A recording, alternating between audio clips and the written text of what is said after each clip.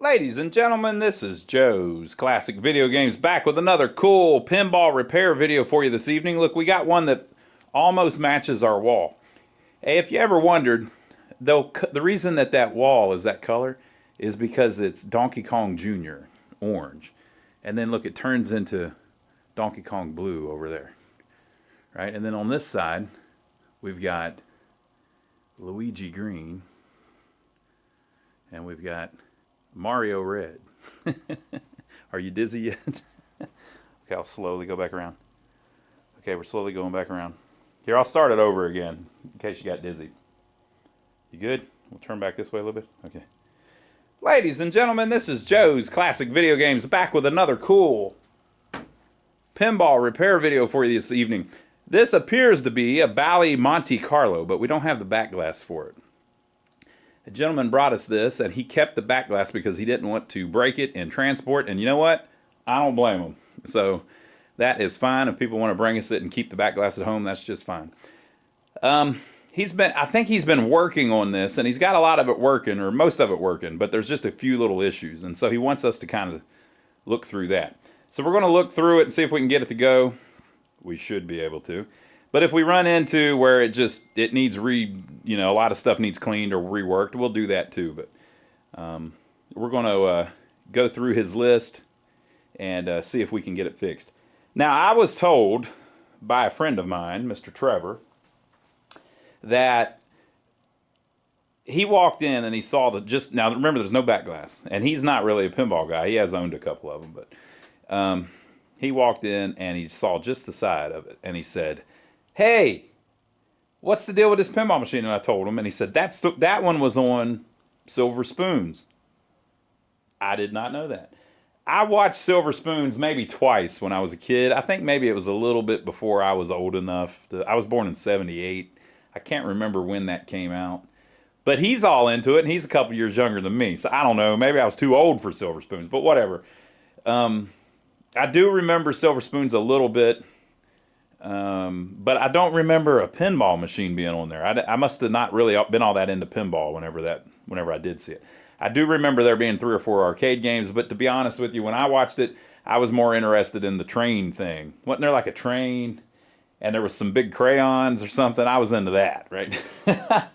So apparently this machine was featured in the background on Silver Spoons. Maybe wrong with that, but Trevor's never really wrong with that stuff. He is Mr. 80s trivia. So if he said it, I believe it. He'd be my phone-a-friend. If I had an 80s trivia question and I was on Who Wants to Be a Millionaire, he'd be the one I'd call. So if that's a thing, that's what's going on here. I'm looking at it. I don't know anything about this one. I don't know when it came out or nothing. I've never had it. But it seems, he's saying he saw it on Silver Spoons was on in the 80s, and this is an electromechanical game, so I don't know. Maybe it's just something old in their prop department or something. But the apron is the old apron. I mean, that looks like a 60s apron. I don't know if it's the wrong one. It looks like it fits perfect. I don't know. Whatever. It looks cool, though. It looks like a great game. So, playfield looks pretty good. We talked with him. We're not really going to do any touch-up on the playfield, but it does have a little wear there where it's been kicking out of that hole for years and years. It's got wear around all 3 pop bumpers. But it's not too bad because a lot of it is in the wood grain of that roulette wheel. Looking at it now, it looks like at some point somebody's replaced the bodies of those and everything. Like that's completely new. This one, though, if you look, it's got a burn mark in the center. Yeah, all 3 of them do. So it's probably, it was done a while back. So I don't think we're going to do all that much cosmetic on this one. It's fairly clean the way it is, and I think we'll have to talk with the customer, but I think they're probably capable of that, and they want us to fix some of the mechanical stuff. It has these cool mushroom bumpers that Bally did. So the ball rolls under those, and it pushes that up a little bit. And so when that goes up, it closes a switch on the bottom of the playfield. Very cool little design. And these have poker chips silk screened on the top of them. Wow, that's cool. Got some very creative plastics that are, you know, poker chips and shaped like that. Maybe we can tell by the way the girls are dressed when this came out. So we got her. Okay. So that's our first clue. And now we've got her. Okay. And we've got her. Well, I'm telling you, I'm getting Viva Las Vegas Elvis Presley vibes. I'm going to go with 1975. That's my guess. Let me go check. 1973. The apron kind of gives it away. It looks like they changed the aprons in 74. So, 1973. Now, I see something over here. There's a hole there. If you let the light hit it, sometimes you can tell what was going on. Yeah, see, look, if you let the light hit it, you can see that there was a post there at some point. See the circular part on the left there? But who knows if it was supposed to be there. Looks like somebody probably added it to block off part of that, just so they could cheat. Don't cheat, people. You know, if you make the game too easy, they're less fun. Making it too easy doesn't make it any more fun sometimes. You got to do it just right. I see a hell of a little thing over here. Look at this. Oh, wow. Did Ted Zell design this? Is that his name, Ted Zell? I think it is. I'll bet he did. I'm just going to go out on a limb and say he did. So if you open that gate, then you can knock the ball down through there, and it will hit 4 switches and come out down here. But if you open this gate, you knock the ball through there, and it will hit 2 switches and come out through there. Now remember, this is an EM. There's no computer other than the switches and the relays of the EM. So they have set it up at some way where if it hits 4 switches, it can tell, and if it hits 2 switches, it can tell. It does different things. Let me go see if we're talking about Ted Zell. It is not Ted Zell, it's Jim Patla. Now, the reason I thought it was Ted Zell is because it has a unique layout. I mean, with the line on the right, and then you've got like a saucer you go into up on the left. It's just unique. Look at all the little rollovers up here. Kind of like a Plinko. I think they called that Plinko on it's like a pachinko, but Plinko on The Price is Right and stuff. You know, so obviously it looks like he's playing off of like a game theme, and he's going strong with it.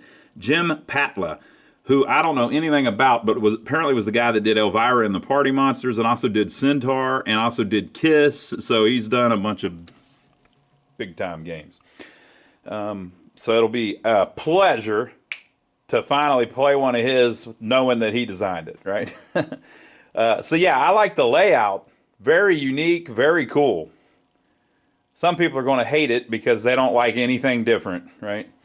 So there's no end lanes because they hadn't really started doing that on everything yet. If you look at old ones, this is a Gottlieb Shipmates, no end lanes. This is a Williams Student Prince, no end lanes. So very cool. All right, let me take the glass off and let's look underneath the playfield and just see if anything looks all screwed up or if it looks all right. Are you ready for this? I don't know if you're ready. So all you pinball repair people, are you ready for this? Welcome to 1973 4-player Bally electromechanical madness.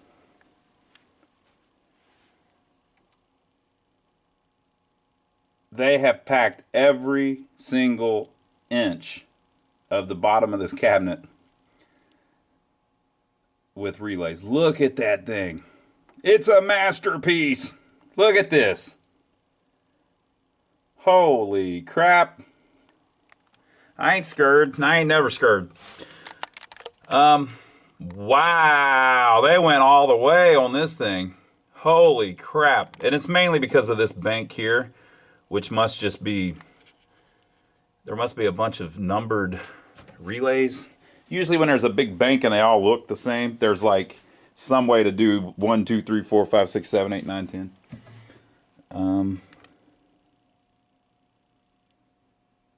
I don't know.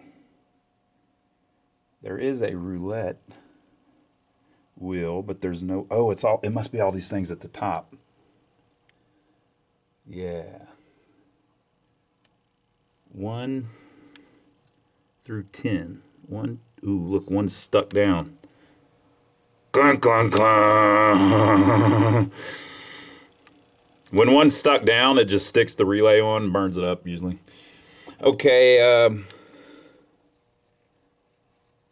3, let's see, 4, 7, 10. So it's 1 through 10. Do we also have like jacks and stuff? Oh yeah, look. Wow, this is going to be awesome. It's going to be such a cool game. I love whenever they on an EM, they come up with some crazy stuff. I just love it. The hell, there's more than 10 relays there. 1, 2, 3, 4, 5, 6, 7, 8, 9, 10, 11, 12, 13, 14, 15. I think there's 16. There might be 15. Wow. And then the usual complement of all the ones that make everything run. And then that wasn't enough. Wow. Holy moly. So you know how in KISS it has that light board right in the middle with all of the lights that you can light up? Very similar to that. Ooh, there's so much stuff I'm hitting. What the hell is that? It's an up popper. I mean, an up post. Whoa. I am impressed. I mean, I didn't know you could pack this much stuff into an EM. This is like approaching Bally bingo levels. If you don't know, the bingo machines are packed with relays and stuff, mixing units and stuff. Okay, let's look in the back box, I guess. You don't think there's a bunch more stuff in there, do you? All right, inside the back box, also completely packed, but it's not anything that isn't usually in there. So there's 4 reels for each player, 4-player game. There is a 5th dummy reel. You've got your credit unit, 0 to 9 unit, or 0 to 90 unit because of the dummy reel, and player up unit. All very standard. And then you have your traditional number 1 score reset and number 2 score reset relays. Reset all the scores at the beginning of the game. And then you've got your 10-point relay, your 100-point relay, and your 1,000-point relay. All very standard. And then the standard thing, also from Bally, you've got your 100,000-point interlock. So when this comes on, it turns on a light bulb because you rolled over 99,990 points. 1 for each player. So very standard. They're all pretty much like that. So nothing too crazy. Under-the-playfield has got a ton going on, but not too bad. Joey said he left a note around here. Where do y'all think it? We already looked inside of it. I texted him. He said he left the note on the desk, or in the desk. He got a list from the guy of all of the stuff that's wrong with the game so that we can fix it.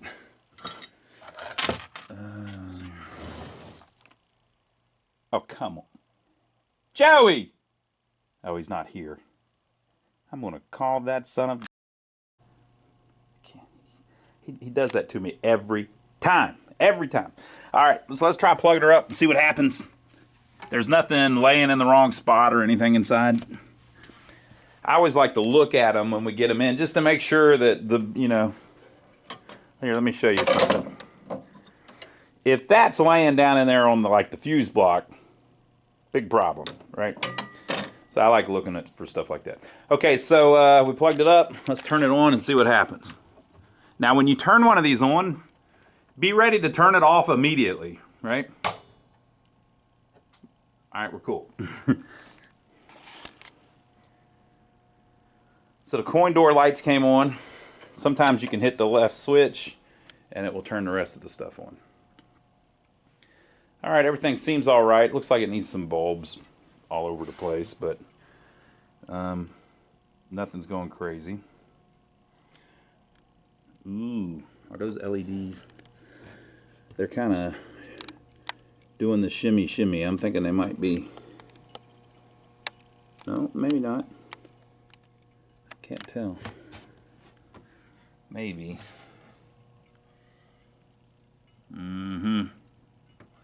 See how they just look a little different than the incandescent. You can kind of tell.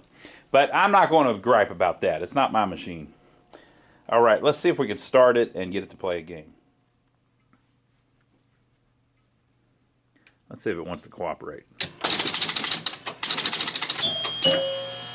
Okay, hear the noise? So remember I told you when you turn it on, be ready to turn it off? So it's buzzing like heck, right? It gave me 2,100 points, and then finally kicked the ball out. Okay, so what's going on? Well, I know exactly what's going on. That button's stuck down up there, remember? The number 1 button.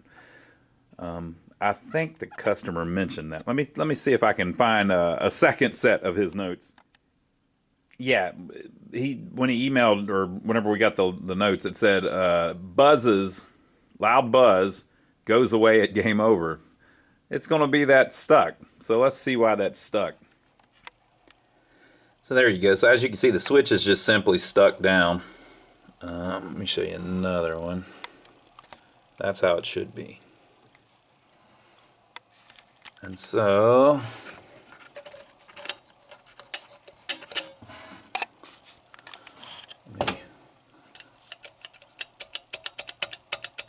ain't that some crap? It's just stuck for a minute.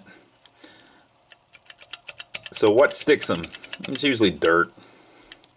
Something falls down in there or something. But wow, what a fluke. Like usually they stick and they stay down. These same little switches are on like Xenon and a bunch of games. You know, see the dirt there? So usually it's just some dirt or something in there. But, it's not sticking now. I can't fix what ain't broke, people. It's no longer stuck. Okay, so let's look at the schematics. Now, you know, I see these videos as a way to, like, show people that don't know much about them how to do things. Let's look at the schematics and see what would happen if that switch were to stick down, which is what's happening. Okay, so this is a very complex schematic. There's a lot going on this thing, but essentially these are all of the rollover buttons, and the one that we're dealing with is the number 1 rollover button. So there's power up here and power down here. Coming from this line here is basically the neutral going, or the center tap or whatever, going back to the transformer. And this line is that as long as the game over relay is not tripped. So in game, it basically adds a neutral to all of those. Right? So coming in from up here, you have your voltage coming down, and it runs to one blade of each one of those rollover buttons. And so if the number 1 rollover button were to be engaged constantly, then power would always be going down to here through that switch to the number 1 trip relay. So the first thing it would do is it would trip the number 1 trip relay. So when it did that, I assume it would give you some points or something like that. And all of the switches on that relay would transfer. but it's a trip relay, so it doesn't hold on. Once it trips, it just falls down. You don't need to hold it on for any period of time. You just need to trip it. Well, there is a switch on the trip relay that runs through. So as soon as that tripped, it would no longer get voltage. So this coil would just get a little zap and then fall. Well, then it switches over to here, and now the voltage is going this way. And I say voltage going this way, I'm just talking about the line on the schematic. Okay. And if the evens hole relay is not pulled in, that's a normally closed switch.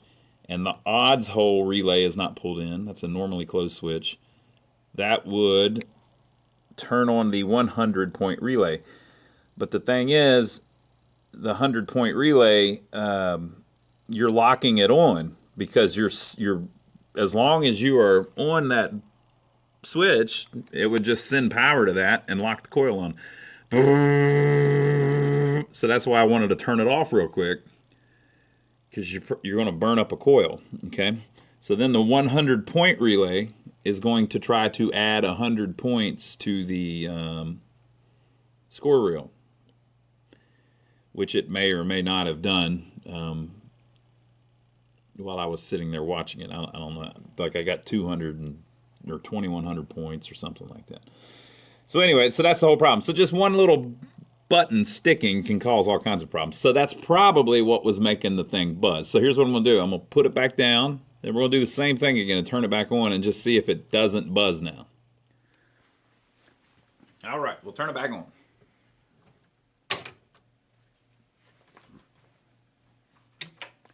So it's in game over mode, which is another thing that it's supposed to do, and that appears to be working right.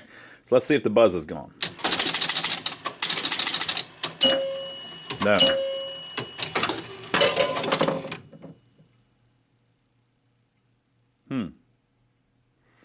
Okay, so I got 2,000 points. It went dong, dong, and if we look up here, the number 8 and the number 1 are out. So,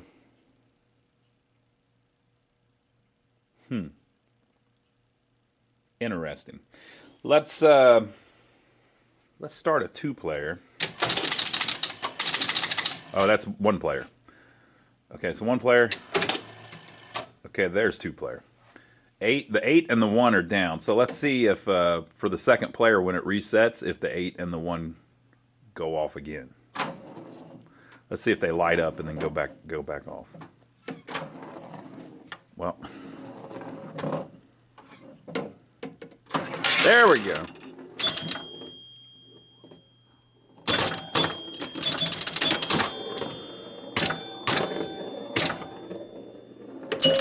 Okay, so watch the 8 and the 1. Okay, did you see how the 1 came on for a second and then went back off? So I think there's we're up on player 2 now on the score reels. I think there's a problem with basically the relay bank, that long bank that we saw over here, resetting. It may just be that it's not resetting the lights, but it looks to me like both of those tripped. So if it was trying to reset those and they didn't make it all the way up or they tripped again, that might give you 1,000 points. So that would be my guess, but we've got plenty to fix on it. There's some kind of problem with the ball and play reel. He was telling me too, the ball count unit. So we still got some issues, but that's a good little start. So I think it's going to be a really cool game. Now I'll tell you too, it says here on the card, right flipper button. Hold in the right flipper button to freeze the top rollover rotation. Which sounds a lot like a lane advance to me, which wasn't invented till much later. Interesting. Okay, so I'll check that out. So we'll do another video where we work through it a little bit more. It's a good little start, though. Hope you enjoyed it. Make sure to give us a thumbs up for taking the trouble to film it for you. We didn't have to do that, people. We could have just had all this fun without you. But we always remember our viewers here on wonderful Google-owned YouTube. So leave your comments. Make sure to check out my brother, Donnie. If you don't know about him, my brother has his own channel here on YouTube. We work on pinball machines, arcade games, jukeboxes. My brother, Donnie, works on old buildings, old vehicles, things like that. So check out his channel. I'm over there with him most of the time on his channel, or a lot of the time, having a good time. So I'll see you over there, but we'll see you back in about 2 days with another video on this one. We'll get a little bit deeper into it. This is going to be a really fun game. I can just tell by the layout. Awesome. I like it a lot. So we'll see you then, and hope you enjoyed it.